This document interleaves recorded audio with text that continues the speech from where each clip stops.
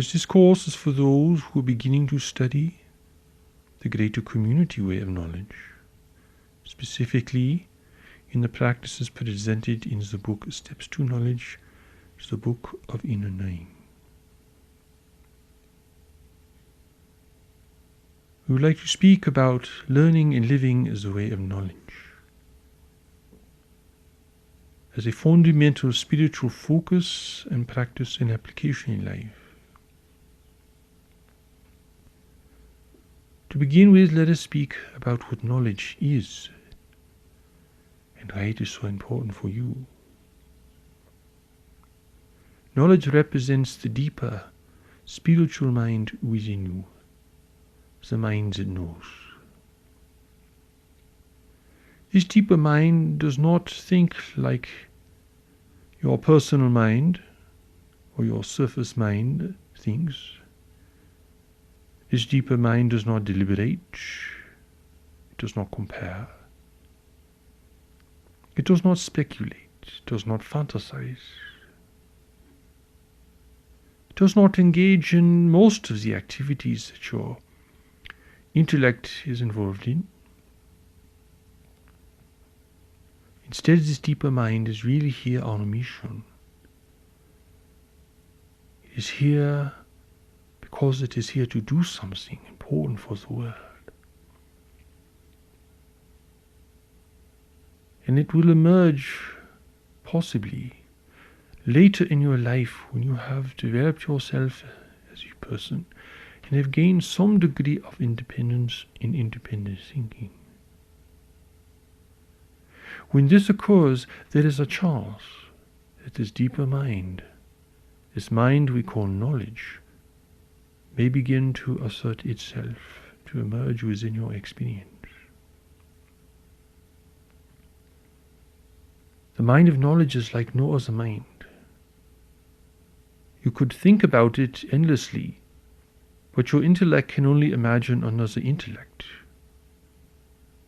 You could speculate about what knowledge is like, but really your speculations would still be based upon your intellect, which can only project images that it can conceive of, images of itself. This is why the deeper mind of knowledge seems so mysterious. It's beyond definition. You can describe its manifestations, you can describe any direct experience you may have with it, but really it is so mysterious. Some people say, well, this is all the Christ consciousness, or this is Buddhahood, or this is universal mind. And there is a great deal of speculation on what this mind is really like, and how it functions, and where it comes from, and so forth. But these are all speculations from the intellect. It cannot encompass the mysterious nature of knowledge within you. Nor can they describe really how knowledge works, how it functions, how it manifests itself, why it is here and what it is here to serve. Therefore, for you, you must allow these things to remain somewhat mysterious. It is only through direct experience with knowledge itself that you will be able to learn what knowledge is, how knowledge functions, and why it is within you. However, there are some very general things that we can say about knowledge that kind of gives it a context and helps you to understand really what it is within you, and perhaps can enable you to prevent making certain mistakes in the way that you think of knowledge or in your practice and study of the way of knowledge. Knowledge in essence is really God within you. God has given you part of God's consciousness. It is within you. This consciousness is not like your intellect, however. It is not constantly thinking, deliberating, planning, remembering, imagining, and so forth. It is really more an awareness, a state of mind that is connected to everything in the universe. Your little piece of God contains your connection with God. It is to assure that while you are living in the world in a state of seeming separation, you cannot really be apart from God. So knowledge really is your God connection. This deeper part of your mind is your God connection. You cannot really connect with God through your intellect, because your intellect was not created by God. It was created by you and by your environment. What was created by God is knowledge within you, this deeper mind that we are describing. So for now, be content to realize that knowledge is your connection to God. It is how you can experience God most directly. And it is the part of you that really has come into the world for a mission. In other words, knowledge contains the memory of your Creator, the memory of your purpose for being here, and the blueprint for your mission in life. There really is a greater activity that you are here to accomplish. Now there are some people who say, well, oh, I know what my mission is. It's to do this or to do that. But this is not yet knowledge. Perhaps they are moving in the right direction. Perhaps they have learned step 1 or step 2 of the many steps that they will have to take. But your mission is not simply a definition. And only if you are very advanced in taking these steps can you say with any real certainty and honesty, this is my mission. So at the outset, do not claim what your mission is, because you really don't have it yet. Even if you are moving in the right direction, you don't have it yet. You will not have your mission until you are firmly established within it, until you can experience what it is on a regular basis, until it directs your life, your activity, your relationships, your understanding, and so forth. Knowledge knows. Knowledge within you really knows why you are here and what you must do. It really knows who you must meet and where you must go. And yet knowledge is dynamic. It is not simply having a pre-recognition of things. It is moving in dynamic relationship with the movement of the world. So if things change, which they are, if circumstances require a different set of actions, where knowledge responds immediately. So it is not like you have a plan that is already pre-described. It must constantly be adapting itself to the changing circumstances of life around you. This is why static definitions are inherently incorrect, because they cannot adapt. People try to adapt their experiences to their definitions of themselves, their definitions of what they are doing in life. But this is backwards. Knowledge is able to respond in the moment. It is able to change the plan. It is able to redirect you if circumstances require it. That is why the man or woman of knowledge must learn to live without a lot of personal definitions. Well, this is who I am, and this is what I do, and this is how I am, and this is what I believe, and this is my belief system, and this is what I think the world means, and life means, and purpose means, and love means, and so forth. People who are bound by all these definitions, well, they cannot move with life. They try to make life move according to their prescriptions, but they cannot move and flow with life. They are bound now by their own ideas and ideologies. Therefore, in learning the way of knowledge, you learn how to be present in the moment, how to be responsive to your environment, how to follow knowledge, and to learn to think like knowledge thinks, and to gain the great awareness of knowledge, the great power of knowledge, and the grace of knowledge. Because I remember, knowledge is your relationship to God. It is the God within you. So each person has this mysterious, deeper intelligence within them. Now, obviously, most people are not aware of this or connected to it sufficiently that it can really affect their thinking and their behavior. So it is really more like a potential, even though knowledge is really there. You see, no matter how isolated anyone may feel they are in life, which is really the source of all human suffering, no matter how separate or cast out anyone may think they are, or feel that they are still connected to God, and they are connected through knowledge. So it could be said then that taking the steps to knowledge is like taking the steps to God. It's the God within you, and it's the God within everyone else. Some people try to make every aspect of a person godlike, connected to God, but this is not accurate.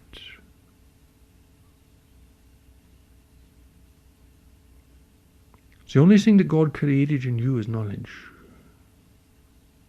Everything else is a product of your self-creation and co-creation with other people living in separation.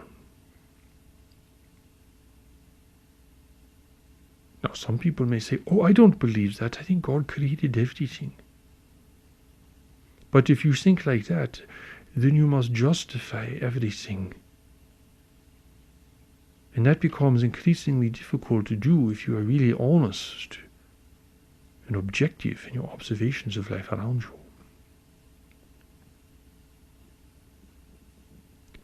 So learning the way of knowledge is like learning the way of God. Taking the steps to knowledge is like taking the steps to God. Living the life of knowledge is like living the life of God in the world.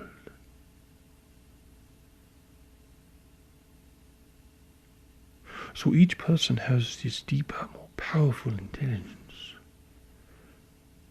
But people do not listen, they do not respond. It is as if it does not exist. People's minds dominate everything. Their beliefs, their thinking, their social conditioning, their attitudes, their convictions, even their beliefs about God can completely dominate a person's life and perspective. So much so that they cannot really know anything, and that the great mind of knowledge within them really is beyond their reach. They are like slaves to the forces that move people about in the world. They are slaves to fear, they are slaves to desire, they are slaves to their own convictions that are born of fear and desire. And indeed, everyone who lives in the world has had this experience, and most people still live within it very fully. To break out of the personal hell of isolation, to break out of the domination of the mind, and the domination of your social conditioning represents freedom in the most fundamental way. For you can be free in the world, but if you're not free inside, well,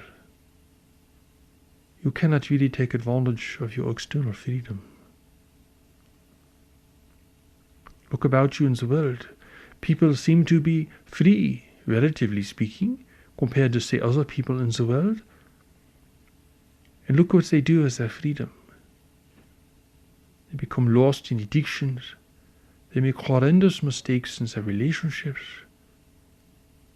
They abuse themselves physically and emotionally. Certainly you have seen this. Even within yourself, you know you are not free. Freedom is not simply having no obligations in life or not being accountable to anyone. Freedom really, in its greatest and most real sense, is the ability to find and to follow knowledge.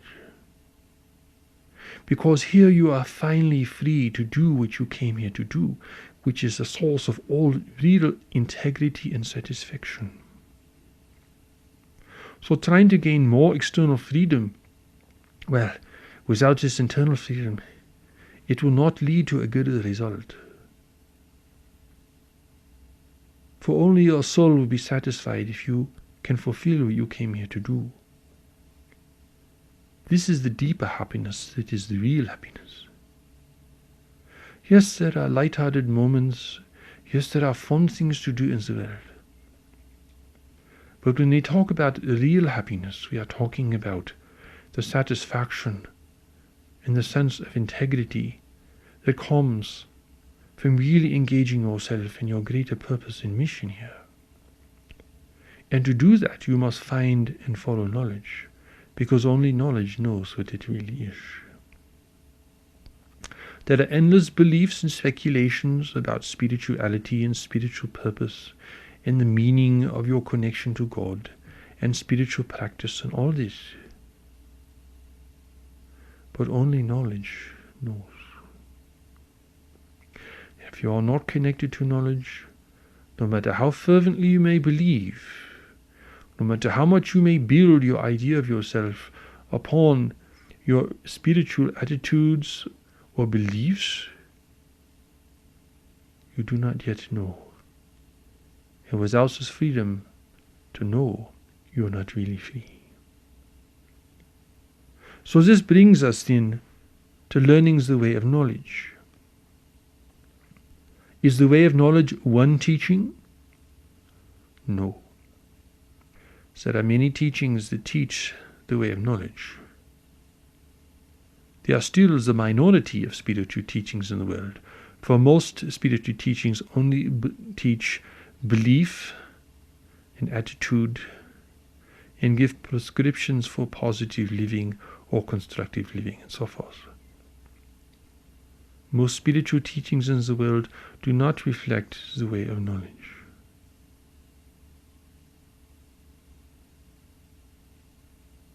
Perhaps it could be said that these teachings really are for people who are not yet ready to learn the way of knowledge.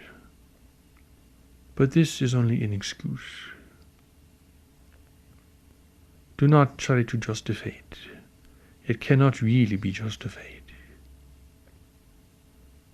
So there's more than one teaching in the way of knowledge. But these teachings are rare. And the real teachers of the way of knowledge are hard to find. They are not the teachers who are presenting the teachings that will make you feel glamorous or beautiful or radiant or give you high experiences, moving into other dimensions and so forth. They are not the teachings that teach physical or emotional healing. These teachings may be very helpful to prepare someone for the way of knowledge, but they are rarely the way of knowledge itself. Because most spiritual teachings emphasize belief, attitude, and behavior as the main focal points. They have not really hit the mark. They have not really gone to the source of where real happiness, wholeness, and integrity exists and where it can emerge throughout your entire being. It is okay, there are different levels of teaching for different people. But everyone needs to learn the way of knowledge at some point, and the sooner is the better. Remember, no justification, no excuses. However, the way of knowledge must be presented in certain ways to correspond with the greater events that are happening in the world. It is not like a static teaching. As we have said, knowledge responds to the conditions of the world and the circumstances of the world in order to fulfill its mission here. That is why knowledge is wise. That is why it is effective. Thus, the teaching as the way of knowledge must also be responsive to the conditions of the world. And that is why the Creator keeps giving the way of knowledge in new manifestations in order to have the greatest impact, given the important events that are going to shape and to affect your life. Such a new revelation in the way of knowledge has recently been given in the teaching called the Greater Community Way of Knowledge. This is a teaching that prepares people to engage with realities that you are no longer alone in the universe or even within your own world. It is the reality that humanity is emerging into a greater community and must learn about the realities of life within the universe and the meaning of spirituality beyond the limits of human understanding. This is a new revelation of learning the way of knowledge. What has changed is the context, because the context is changing in your life, and the circumstances of your life are changing. So a teaching that was given 300 years ago is no longer completely relevant.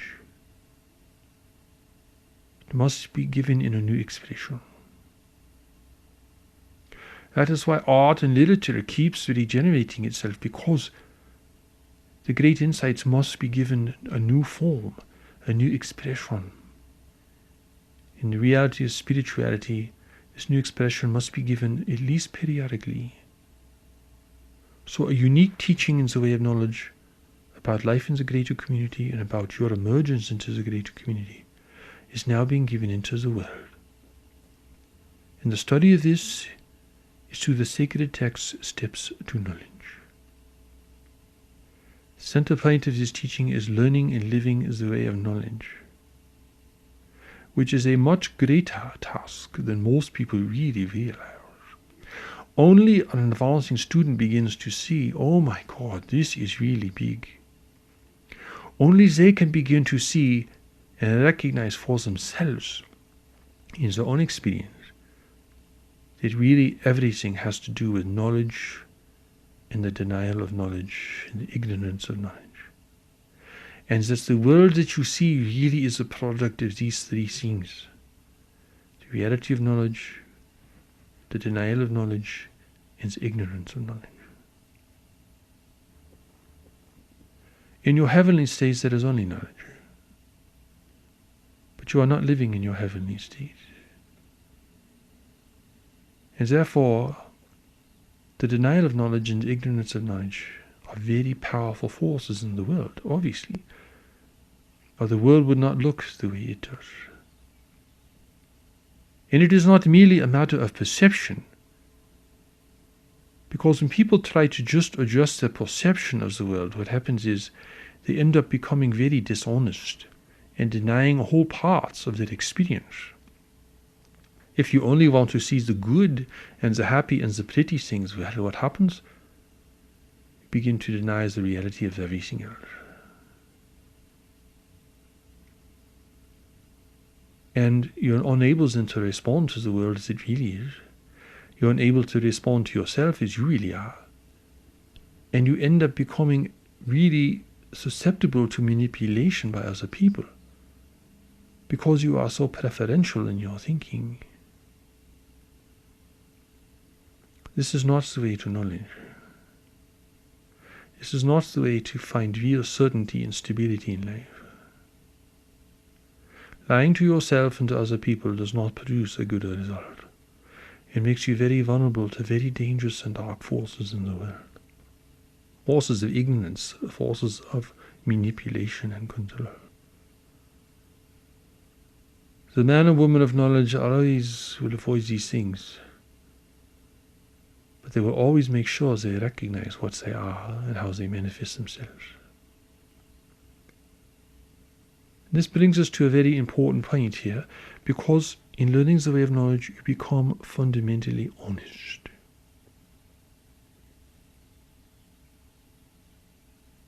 You take life as it is. You face life as it is. You do not try to pretend. You do not say, well, I will experience only this part of life and I will tune out everything else. Or I will only express these feelings but not those feelings. Or I will only know these things within myself but not all these other things.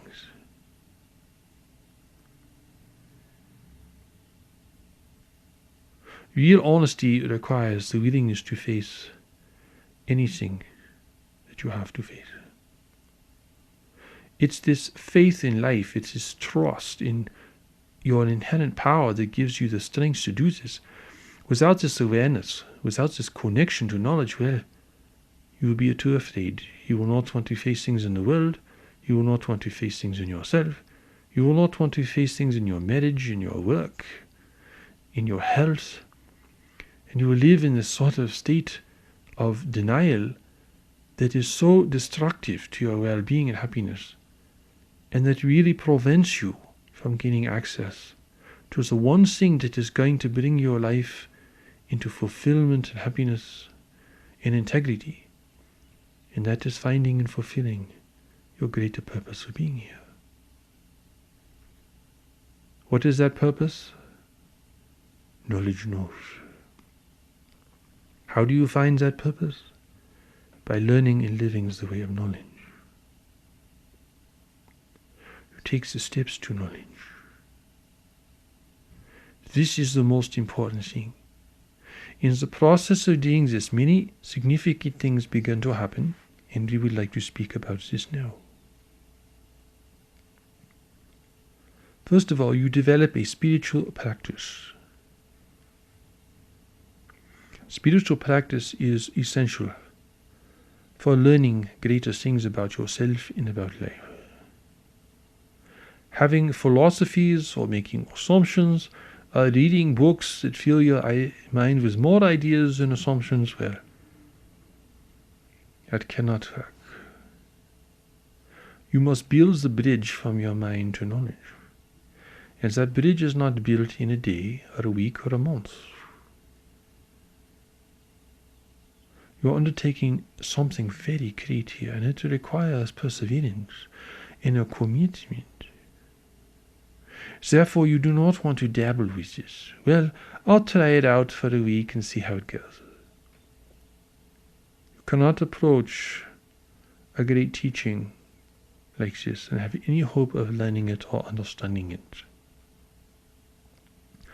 Most people still think they can really understand things with the intellect. Well, you can understand mechanical things, you can understand how your radio works, and you can figure out how to follow a map, and there are certain very practical things that the intellect is very, very good at determining and creating and understanding. But we are talking about the essence and the meaning of your life here. We are talking about the will of the Creator that lives within you. We are not talking about simple mechanical or logistical things. The intellect cannot possibly comprehend these things. And the more it tries, the more convoluted its ideas become, the more complex its theories, the more it must try to deal with certain contradictions that it cannot fathom or move beyond. And you have seen this. There are many, many thick books written about people's attempt to understand the Creator, the meaning of life with the intellect. The man or woman of knowledge knows this is not possible. The intellect is a wonderful tool, but it's not a tool made for this task. Here you must find the greater resources that live within you. So in beginning the study of Steps to Knowledge, the book of practices and learning is a greater community way of knowledge. You begin to develop a spiritual practice. This requires first that you show up every day, which means that you must adjust other parts of your life and gain greater control over your circumstances. And this in itself is a very significant step, because many people really don't think they have any control over their life.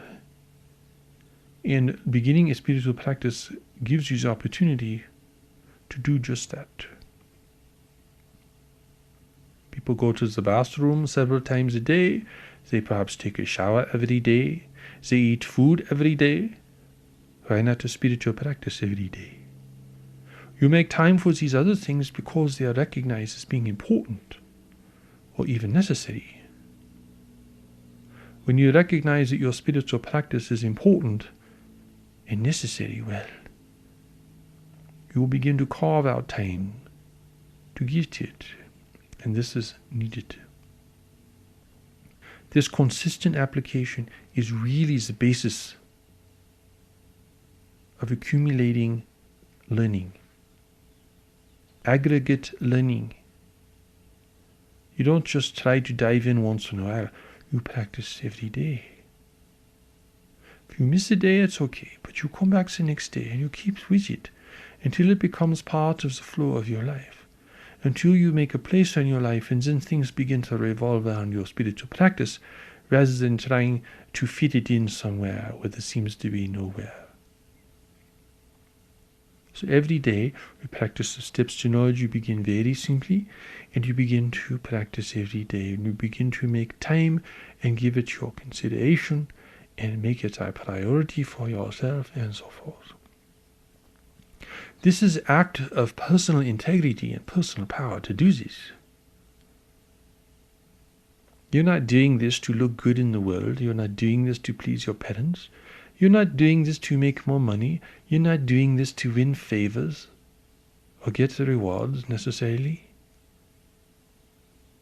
You're doing it because you realize it must be. That you really need it, just like you need to stay clean and clothed and fed and get the rest, go to work, becomes one of the essential needs of your life. This you establish every day you practice. It is like saying to yourself, this is important and I will give this time today. And you'll be amazed at how your life will respond to your commands. But you must make some commands to see this. Steps to knowledge begins very simply, and then it begins to establish certain fundamental skills. First skill, as we have mentioned, is the skill of consistency. Whatever you do consistently, you become good at. Whatever you do consistently requires less and less effort as you continue. Whatever you do consistently makes you available to greater thresholds of learning. Steps to knowledge then begins a whole process of self-inquiry, where you look into your experience very objectively.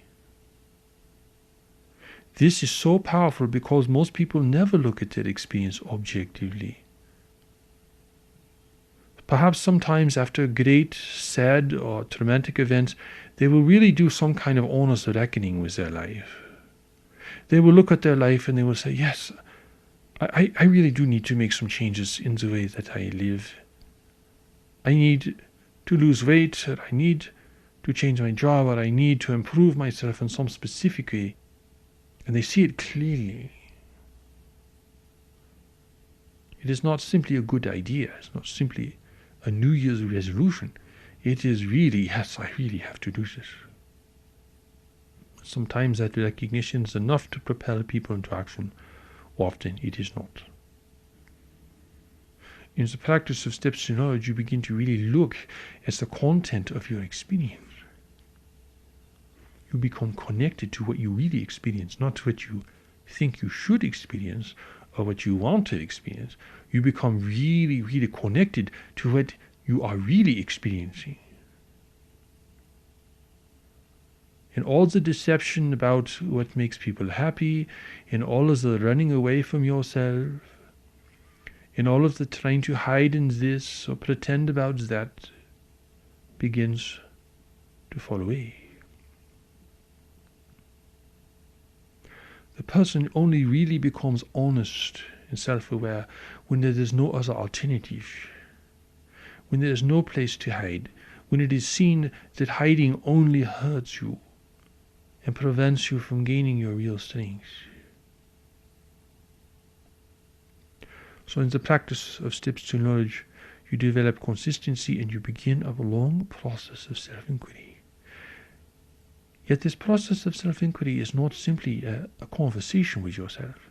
It is not a psychological process as much as it is a matter of looking and listening. So at the beginning of steps to knowledge and throughout the study of steps to knowledge, you learn how to still your mind.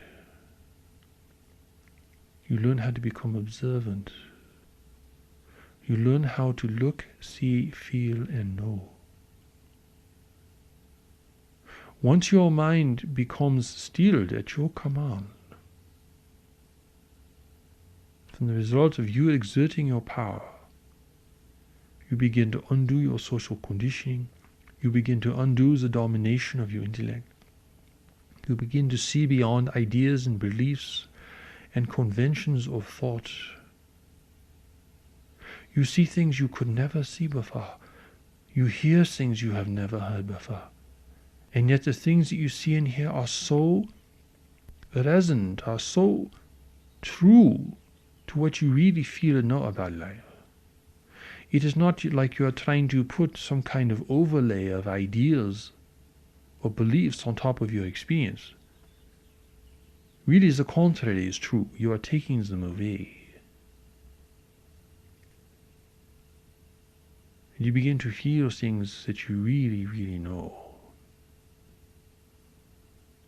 And your perception becomes refined and more objective. And your awareness begins to expand so that you can see and feel and know things well that simply could not be recognized because of the constant noise of your mind and the preoccupations that kept you from really seeing and knowing anything about yourself. Become sensitive to your body, your mind, other people, the world, but in such a way that you have real inner strength.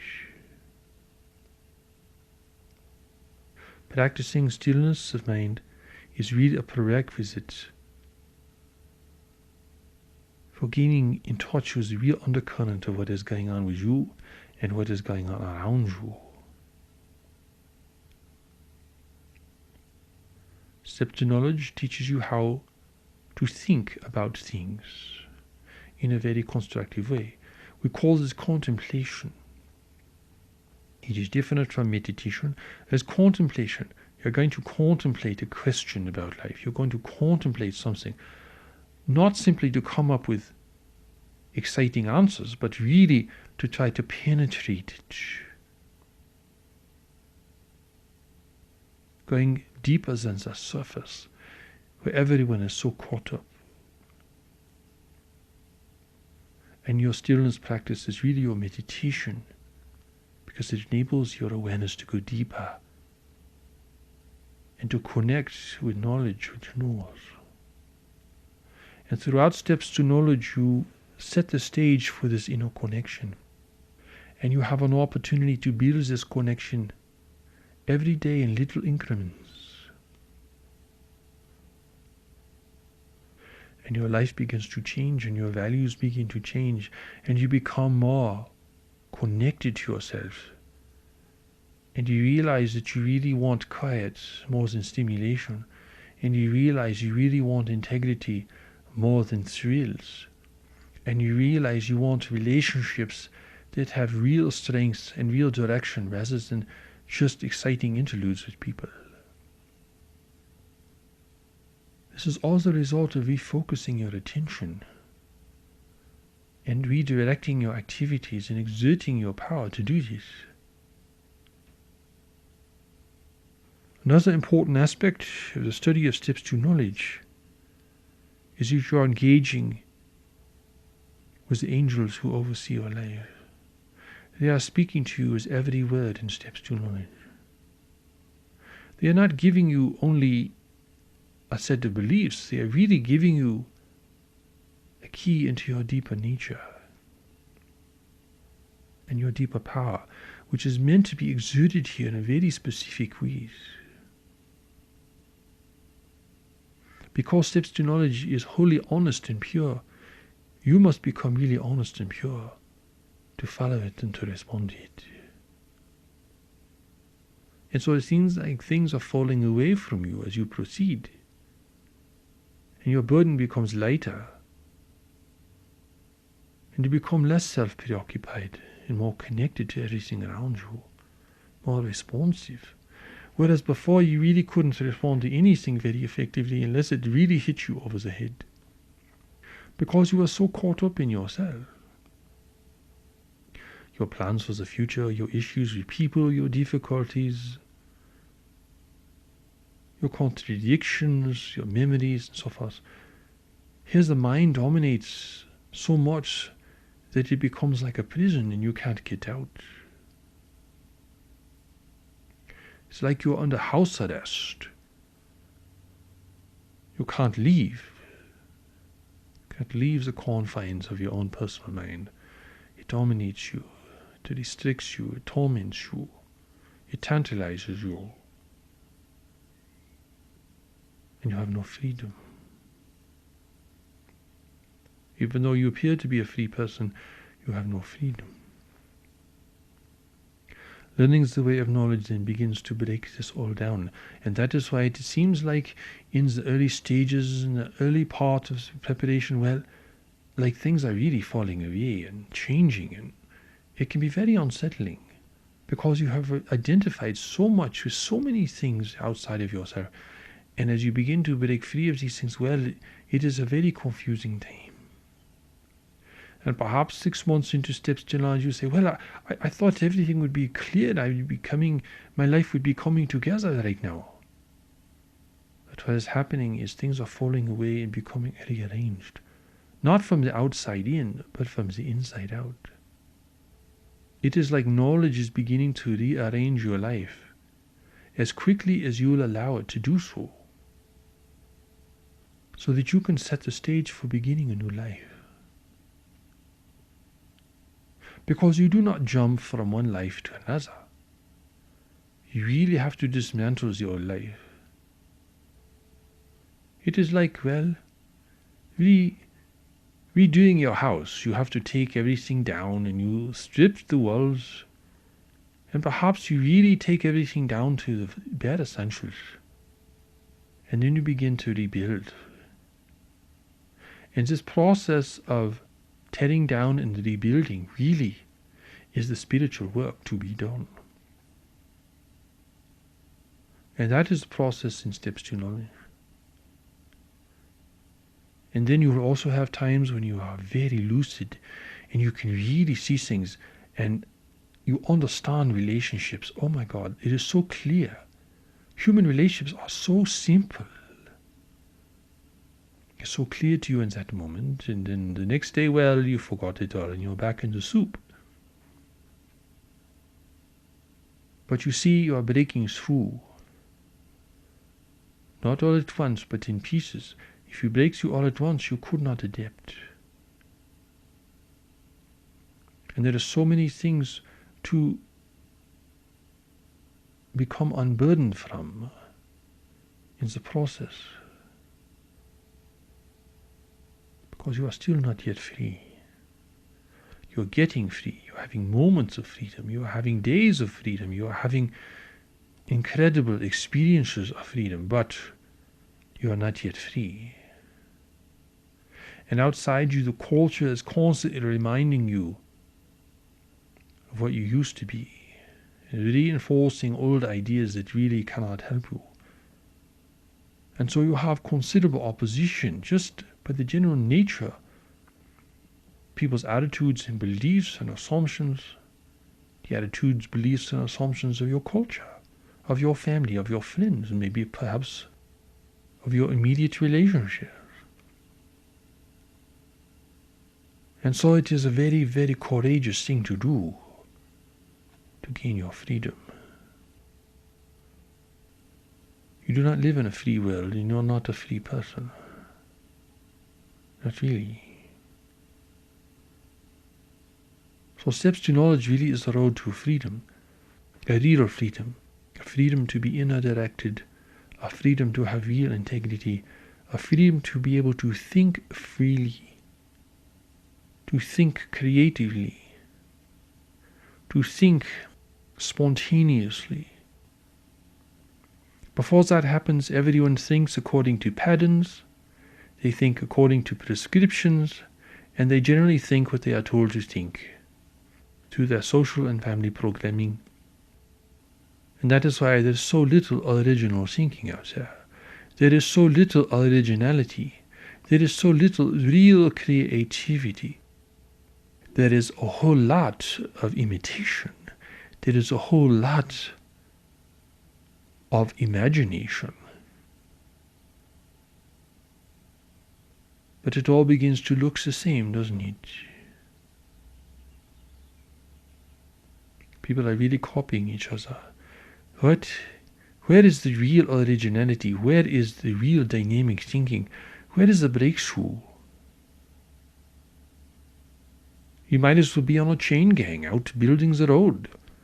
Everyone's doing what everyone else is doing.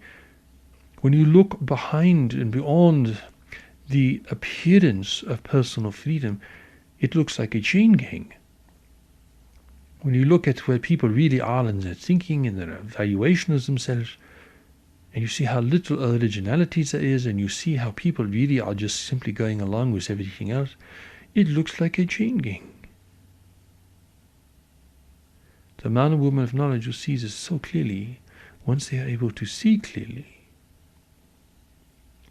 they will not be deceived by appearances. They will not look at beauty and see real beauty. They will not look at wealth and power and glamour and all these things and be swayed by them, because they will be able to see through them, because their minds have been free enough to do this. Because steps to knowledge is a gift from God. It is a really mysterious process. It is happening at a deeper level, really. All these things we are describing, well, they are happening, but something else is really happening too on the inside. And that is knowledge, because you are giving it your attention and your focus on a consistent basis, is becoming stronger and stronger.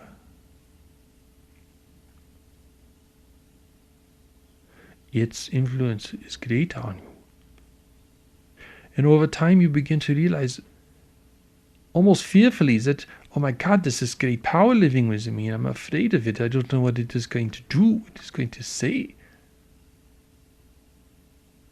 But it is also your homecoming, and so it's like you are reclaiming yourself.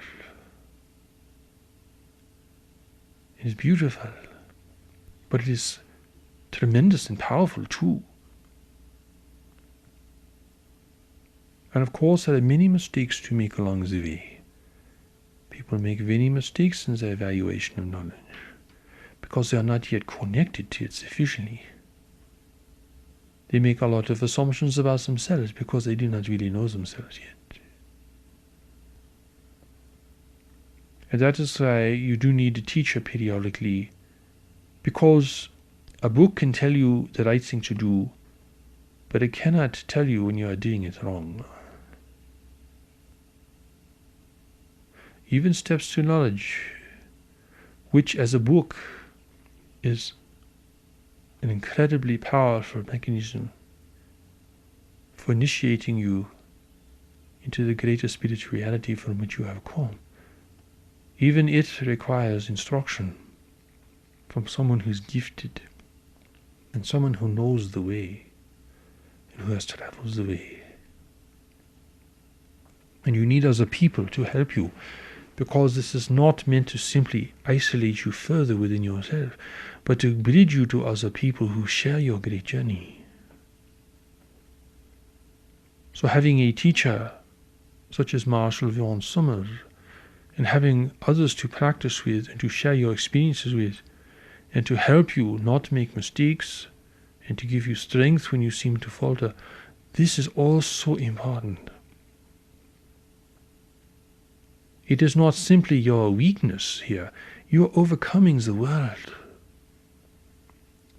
You're overcoming everything the world wants you to think and to believe and to become in order to gain the freedom to become what you really are. And to do what God has really sent you to do, and to reclaim your own integrity, and to have that come from within you, and to have it be verified by others who are free enough to confirm this for you. You're overcoming belief, you're overcoming convention, you're overcoming the control of governments, you're overcoming the fear of God, you're overcoming your reluctance to say and do and follow what you really know is true. This is like a revolution. This takes tremendous courage. And yet, what else is there to do? Do you want to stay on the chain gang? Or do you want to break free? Your real happiness and satisfaction will not be achieved in any other way. You can engage yourself in happy activities all day long, but you will not be happy, because you know you are not doing what you came here to do. And only knowledge knows what it is. That is why you learn and follow the way of knowledge. That is why you overcome your ambivalence and you begin to practice steps to knowledge as an essential activity in your life, rather than something, well, you get to it when you can, when a moment becomes free perhaps. You're gaining your freedom, and you're setting example for others to gain that. Now, steps to knowledge has a greater role to serve as well. We would like to speak about this now. Steps to knowledge, because it is part of a greater community way of knowledge, is really here also to prepare people for the new reality of your life in the greater community. Perhaps this seems way beyond your personal concerns, preoccupations. But what is changing the world and what is altering your destiny are generally happening beyond people's concerns and preoccupations. That is why they do not see it, feel it, and know it. As you become a greater person, you realize you're here to live a greater life. You're here to live a life that is connected to bigger things in the world, and is here to serve greater things in the world. Before this, people just want to serve themselves and one or two people they care about. But as a man or woman of knowledge, well, it is much bigger than that. And that is why they broke free from the early life, because it was too small for them. It was too confining. They couldn't be who they are there. They had to branch out and to gain a greater perspective and understanding. Certainly humanity's emergence as the greater community is a very, very big event, and a very challenging one as well. Yet who is in a position to really see, feel, and know what this is? If everyone's on the chain gang, well, they are only following what has been told for them to follow. They are only following the prescriptions. They don't deviate Perhaps they even rebel against the system, but that is not freedom. So in studying the way of knowledge, you begin to branch out into the world. You begin to look beyond yourself. You begin to look beyond your immediate circumstances to see greater forces at work there. And you recognize really that your life is much bigger than you thought it was. Because this is how knowledge thinks. Knowledge doesn't preoccupy itself with your daily little activities and what you are going to do on Saturday night. It's really here to accomplish something bigger and to connect you with bigger things and with people who have a greater perspective. Even if your ultimate mission is to do something very simple, you do it with this greater awareness, what we call a greater community awareness. You recognize that you are part of a greater community within the world and even beyond the world as well. And this final realization really liberates you from all the things that constrain you before. This greater community awareness begins to connect you to life on a larger scale. And this is how knowledge thinks. This is what knowledge knows you to be. Then this also is the answer to why people do not connect with knowledge at the outset, because they are thinking so small and knowledge is so big. They are preoccupied with their own personal needs and wishes. And knowledge is about the world, you see. And part of this engages you with a relationship with the world that perhaps was never even there before. Most people in the world today don't even have a relationship with the world. They only have a relationship with the immediate things of their life. A great spirit is here to do great things. It's connected to bigger things. So steps to knowledge begins to connect you with bigger things in the world. And it is a very natural development, because it is all coming from knowledge within you. It's like steps to knowledge is as well helping you give birth to something bigger. It is like the midwife for gaining your true creation. You are pregnant with this creation, but you cannot give birth to it. It creates a pleasure for you. You carry it around. And as it grows bigger, it becomes more of a burden. But you need help delivering it. Steps to knowledge is like the delivery mechanism. Steps to knowledge as the people who can take the journey with you, who really enable you to come through. So gaining your greater community awareness then really breaks you out of this little idea of yourself and frees you from the little preoccupations that were really like a crown of thorns on your head that constantly irritated you, constantly restricted your awareness, constantly kept you self-preoccupied and engaged in activities and relationships that really do not represent who and what you are. As we have said, humanity is emerging into a greater community of intelligent life. Intelligent races from beyond the world are already in the world, intervening in human affairs. This is the big picture now. It is not the little picture for the little person. It's a big picture, but a person is growing bigger. If you want to know your own heart, if you want to know knowledge, if you want to know why you're really here, then you must connect to the big picture. Overcome your reluctance, your anxiety, your fear, and all the social conditioning that tells you, well, you can't do that. Steps to knowledge gradually takes you there because it is freeing you.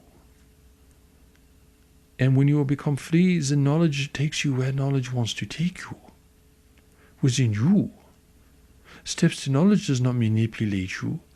It simply begins to unlock all the gates. so that knowledge within you can take you where you need to go, which is into a bigger life.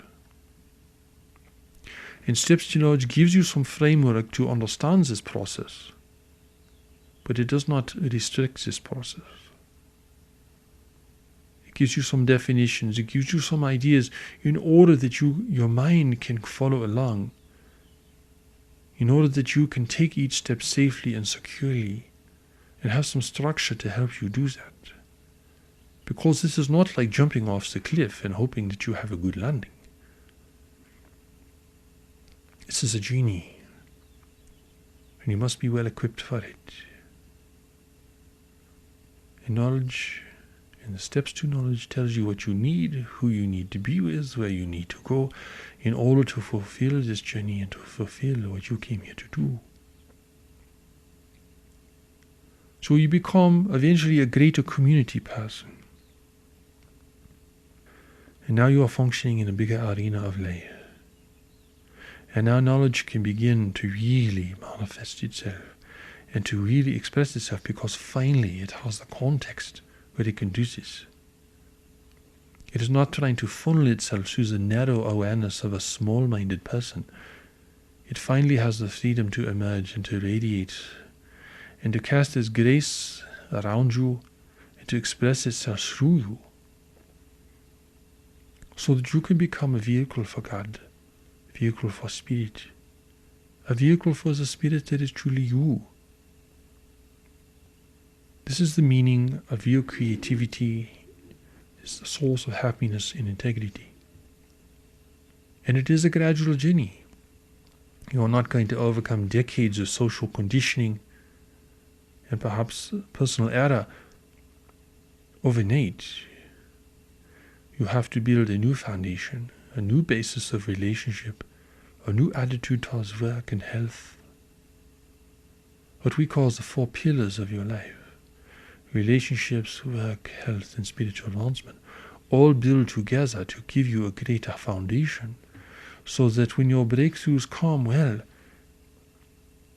you will be able to embrace them. You will be able to pass through the great thresholds that are waiting for you. This is the promise of the preparation in the greater community way of knowledge. This is the result of following and applying the Steps to Knowledge. This is the result of having a spiritual practice that comes from God, rather than as a personal invention of someone. This is the great promise that is awaiting you. And all the powers that are true in heaven and earth are here to encourage you and to support you, to come fulfill what you came here to do, to become a man or woman of knowledge or spirit, to engage in the greater community of your life, and to learn to gain your freedom and to encourage others to do the same. All the promise for humanity in every field of endeavor, the promise for humanity to become a free and unified race within the greater community of life, all depends upon this fundamental association, this reunion that we are speaking of. This reunion, this marriage between the mind that you think with and the greater mind of knowledge that lives within you. We send our blessings. The presence of the teachers is with you.